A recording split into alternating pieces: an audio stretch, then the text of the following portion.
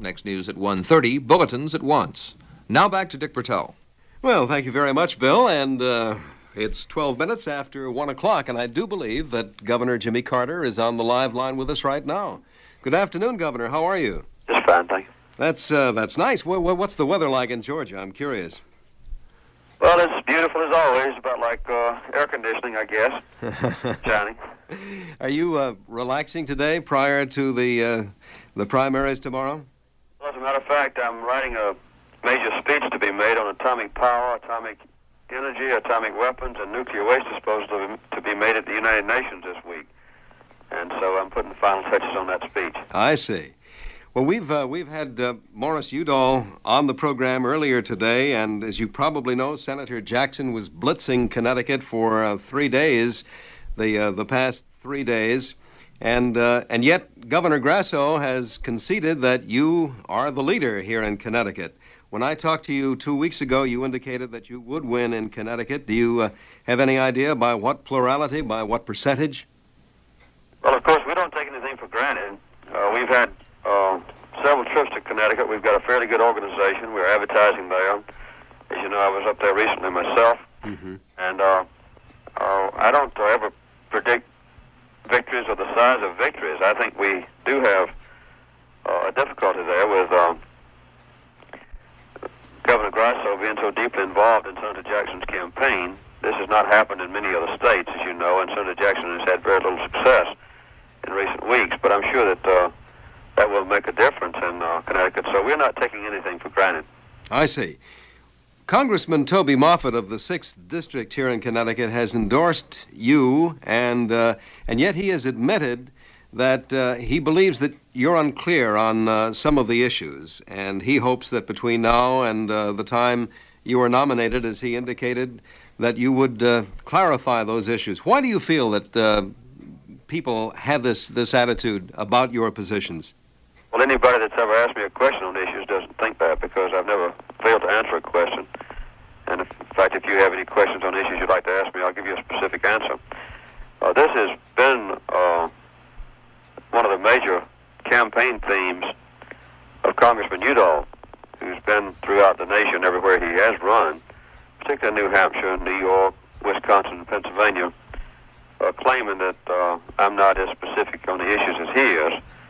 I think that the major periodicals and the news reporters who've traveled with both of us, the New York Times, Washington Post, Wall Street Journal, Time Magazine, Newsweek, U.S. News and World Report, and so forth, say that I'm more specific on the issues than any other candidate. But it's a claim that Mr. Udall has made all over the nation. It has made some impact on the voters' consciousness, but of course it hasn't benefited him any from the result of the primaries.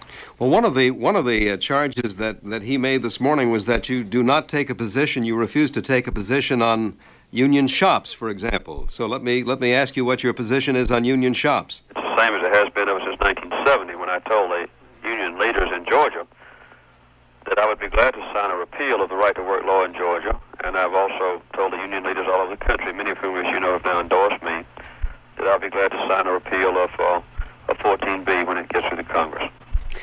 Governor, you are obviously the front runner in the Democratic contest now, and I would think that some problems might begin to develop simply because of that position. One being perhaps apathy on the part of voters who might otherwise turn out to vote for you. Do you consider this to be a problem? Well, that's always a problem, but I think it's maybe alleviated by the fact that I still have single-shot campaigns being conducted against me. For instance, Governor Jerry Brown is concentrating all his efforts in Maryland. Although he doesn't have any delegates qualified for himself, he has the backing of the machine politicians and some of the political powers in Maryland, and he's making an all-out effort just in that state, spending a couple of weeks and 2 or 3 times more money than I can afford to spend in a single state. Congressman Udall is going all out to win in Michigan, and of course Frank Church has been running full-time in Nebraska. In the meantime, I've been running my campaign in all the states. I haven't skipped one yet. I haven't avoided an opponent. I haven't evaded an issue. There are 15 primaries in the United States in May alone, which is about one primary every 2 days, as you can well see. And what I've tried to do is to run my campaign throughout the country. So it does tend to create more interest, for instance, in Nebraska tomorrow, because Frank Church is making an all-out effort there. But, of course, Frank Church is not trying in Connecticut. He's not trying in the other states around the country. So I think there's still a lot of interest in it. And we've had fairly good turnouts in many of the states. Well, with your position as front runner in this Democratic race, and with your obvious appeal for the voters, why is there in your opinion, a Stop Carter movement on behalf of at least some of those within the party? A lot of people think that if I'm elected president, there's going to be a dramatic change made in Washington in the organizational structure of government. There's a lot of the special interests are going to be rooted out. And they fear this, and they're absolutely right, because if I am elected, and I intend to be, those things are going to be done. And the fact that I'm not part of the Washington establishment, that I have not been involved in the creation of the problems, I think causes them some concern that I won't be as sensitive to the protection of the old interests as they would like. But this has not been successful. As you know, there was a massive effort to stop me in Pennsylvania by almost all the forces that could be mounted there. And we did very well in Pennsylvania. And I think that this is becoming less and less a factor in the campaign year as the disappointing results have come in to those who have mounted their efforts against me. Now, you have indicated that, pardon me, that you are not part of the Washington establishment or the Washington scene as yet. And you've indicated, for example, that you would like to make a cut of 5 to 7% in the defense budget, I believe. How can you make that statement without having the inside information, as it were? Well, I have probably the best group of advisors, and have had for a year or two, of any other candidate. We've itemized the savings that can be realized. I think that the number one priority of any president, for instance, is to have is to guarantee the security of our country, to have a strong and adequate defense mechanism. But I also know from my own service as a submarine officer and as a professional military person that we need to simplify greatly the thrust of the Pentagon to concentrate on having an effective fighting force. Right now we have too many military bases overseas, too many troops overseas, too many admirals and generals, too many support troops per combat troop, too many instructors per student, and the military now does almost everything in duplication of what the civilian agencies do.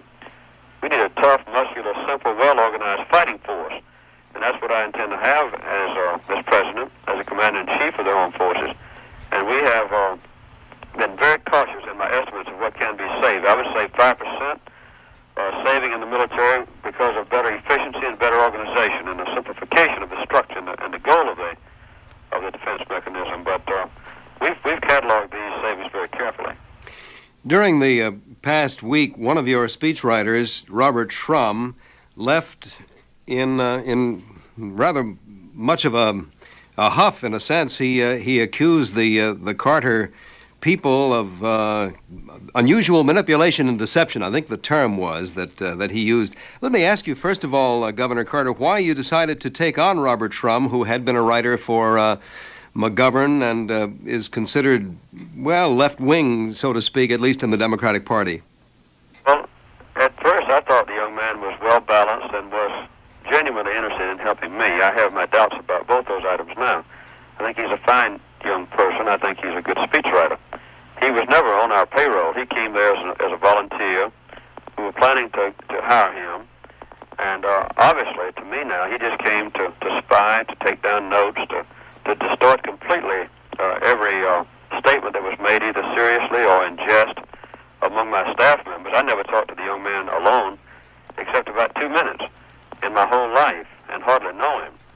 But he's derived a great deal of publicity for himself, and I think he thought that he could damage our campaign considerably. But he was never actually employed by us. He was never on our payroll, although we did anticipate keeping him on. The other thing is that I think he had a greatly exaggerated opinion of his own importance. He thought that he could write speeches and had given to me, and I would just read his speeches as my own. I've always written my own speeches, And I don't let even my own staff members who've been with me 10 years write speeches for me. And I think he just felt that he could come in and either let me read his speeches for public consumption, or either he came there just to spy on us. I don't know which it was. Then you never read a speech of his that was written word for word, as he seemed to indicate? Of course not. All right, let me ask you a question about the other side. In your opinion, who will the Republican nominee for president be this year? Of course, I don't know any more about that than anyone else. My guess is still that the president would be a favorite. But that'll be tested quite severely tomorrow in Nebraska, which is probably the most Republican state in the whole nation. And of course, the biggest and most important test of all will be a week from tomorrow in the home state of President Ford, and that's Michigan. As a matter of fact, President Ford was born in Nebraska, in Omaha, and he claims that as his home state. And of course, he's lived and served in Congress from Michigan. And those two states on succeeding weeks will be a very severe test for President Ford. If he doesn't do well in those states, then I think he would have lost the nomination. Do you feel that the voters are going to have a clear-cut choice this year? Well, I think the clear-cut choice will be there, whether I run against Reagan or whether I run against Ford, yes. Governor Carter, thank you very much for your time. I don't want to take up any more of your time. You promised me about 10 minutes, and we've already exceeded that. But well, it's been a pleasure. I just hope everybody in Connecticut will vote tomorrow, and I hope, of course, they'll vote for me. Thank you very much for chatting with us, Governor Carter. Real pleasure. Bye. Yes. And the time right now is 24 minutes after 1 o'clock.